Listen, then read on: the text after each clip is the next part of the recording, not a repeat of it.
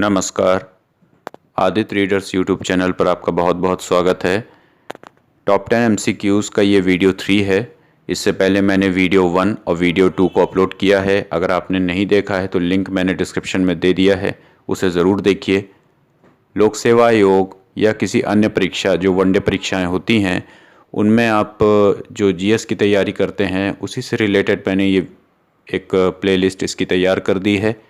अब इसमें top 10 MCQs मैं हिस्ट्री, पॉलिटी, ज्योग्राफी, इकोनॉमी से रखूँगा, जिसको आप रिवीजन के तौर पे देख सकते हैं। चलिए शुरू करते हैं। पहला प्रश्न आपके सामने है, भारतीय राष्ट्रीय कांग्रेस का 1896 का अधिवेशन निम्नलिखित में किसके लिए विख्यात है?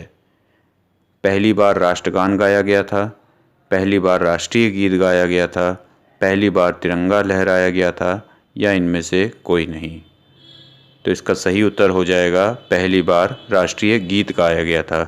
देखिए 1896 में पहली बार कांग्रेस के अधिवेशन में भारत का राष्ट्रीय गीत वंदे मातरम गाया गया था। वंदे मातरम बंकिम चंद्र चटर्जी के उपन्यास आनंद मठ का ही एक अंश है और ये पॉइंट्स भी आपको ध्यान रखने हैं। वन लाइनर्स में ये भी पूछे जाते हैं। अगला प्रश्न है, निम्नलिखित में से किस गवर्नर जनरल को भारतीय प्रेस का मुक्तिदाता कहा जाता है?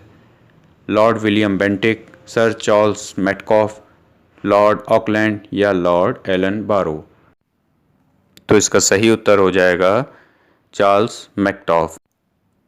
इन्होंने प्रेस को पूर्ण स्वतंत्रता दी थी, इसलिए इन्हें भारतीय प्रेस का मुक्तिदाता भी कहा जाता है।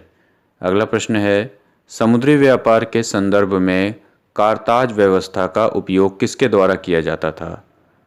डच, फ्रांसीसी, अंग्रेज या पुर्तगाली? तो इसका सही उत्तर हो जाएगा ऑप्शन नंबर डी, पुर्तगाली। देखिए ये जो कारताज था ये एक तरह का व्यापार लाइसेंस हुआ करता था। 20वीं शताब्दी में अंग्रेज़ों ने नेवी सर्ट नामक व्यवस्था की थी और उससे पहले ये कारताज व्यवस्था चलती थी। चलिए अगला प्रश्न है, मुस्लिमों के लिए अलग मतदाता दल के लिए किस कांग्रेस अधिवेशन को जाना जाता है? कराची अधिवेशन 1913, बॉम्बे अधिवेशन 1915, लखनऊ अधिवेशन 1916 या कलकत्ता अधिवेशन 1917? तो इसका सही उत्तर हो जाएगा लखनऊ अधिवेशन 1916। देखिए इस अधिवेशन में मुस्लिमों के लिए अलग मतदाता दल की व्यवस्था की गई थी और इसी अधिवेशन में कांग्रेस के दो गढ़ों गरम दल और नरम दल को वार्ता के लिए एक मंच पर लाया गया था। तो ये पॉइंट भी आपको याद रखना है।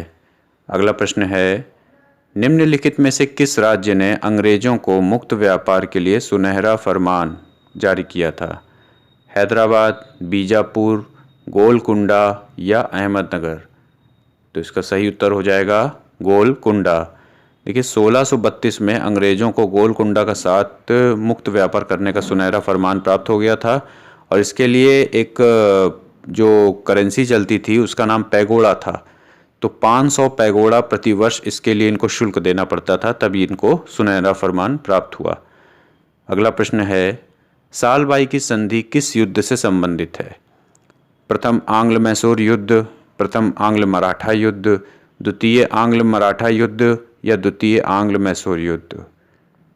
तो इसका सही उत्तर हो जाएगा ऑप्शन नंबर बी, प्रथम आंग्ल मराठा युद्ध। देखिए जो पहला आंग्ल मराठा युद्ध हुआ था वो 1782 में हुआ था और सालबाई की संधि पर हस्ताक्षर किए गए थे, तब जाके ये युद्ध समाप्त हुआ था।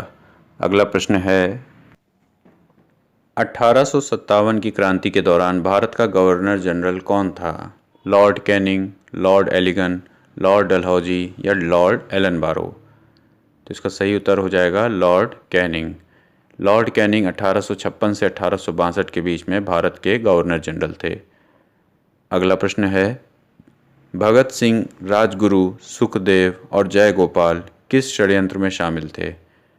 कानपुर षड्यंत्र, लाहौर षड्यंत्र, भागलपुर षड्यंत्र या अलीपुर बम केस? तो उसका सही आंसर हो जाएगा लाहौर षड्यंत्र। देखिए लाला लाजपत राय की हत्या का प्रतिशोध लेने के लिए भगत सिंह, राजगुरु, सुखदेव ने पुलिस प्रमुख स्कॉट की हत्या का षड्यंत्र रचा था। तो उन्होंने सैंडर्स को गोली मारी जिससे उनकी मौके पे मौत हो गई। तो यही लाहौर षड्यंत्र कहलाया जाता है। अगला है, आज़ाद हिंद फौज की स्थापना किस देश में की गई थी? भारत, सिंगापुर, जापान या जर्मनी? इसका सही उत्तर हो जाएगा सिंगापुर। देखिए, सुभाष चंद्र बोस और रास बिहारी बोस ने इंडियन इंडिपेंडेंस लीग और इंडियन नेशनल आर्मी को ही आज़ाद हिंद फौज कहा जाता था, तो उसकी स्थापना सिंगापुर में की थी। तो 1943 में इसकी स्थापना की गई थी। तो इससे 2 पॉइंट आपको याद रखने हैं। पहला पॉइंट, इसकी स्थापना किन्होंने की थी? सुभाष चंद्र बोस ने की थी और रास बिहारी बोस ने की थी। तो कहाँ की थी? सिंगापुर में की थी। कब की थी? 1943 में की थी। तो ये जो पॉइंट्स है, इससे वन लाइनर क्वेश्चंस काफ़ी बार पूछे गए हैं और आने वाली परीक्षाओं में भी पूछे जाने की पूरी संभावना है। अगला प्रश्न है, गुरुमुखी लिपि किस सिख गुरु के द्वारा शुरू की गई थी? गुरु अंगद, गुरु गोविंद सिंह, गुरु अर्जुन सिंह या गुरु हरिराय? तो इसका सही उत्तर हो जाएगा गुरु अंगद। देखिए, गुरु नानक सिख धर्म के संस्थापक थे। उन्होंने ही अपने बाद गुरु अंगद को अपना उत्तराधिकारी नियुक्त किया था। गुरु अंगद सिख धर्म के दूसरे गुरु थे और गुरु अंगद ने गुरु नानक की जितनी भी रचनाएं थीं उनका संकलन किया और गुरुमुखी लिपि का विकास भी किया। तो ये कुछ पॉइंट्स थे जो आपने देखे। तो ये वीडियो 3 था टॉप 10 MCQs का। वीडियो 4 भी हम जल्द ही अपलोड करेंगे। वीडियो 1 और वीडियो 2 अगर आपने नहीं देखा है तो लिंक मैंने डिस्क्रिप्शन में दिया है, उसे ज़रूर देखिएगा। मिलते हैं अगले वीडियो में। चैनल को सब्सक्राइब करना ना भूलें, शेयर करना ना भूलें। तो चलिए मिलते हैं अगले वीडियो में। जय हिंद।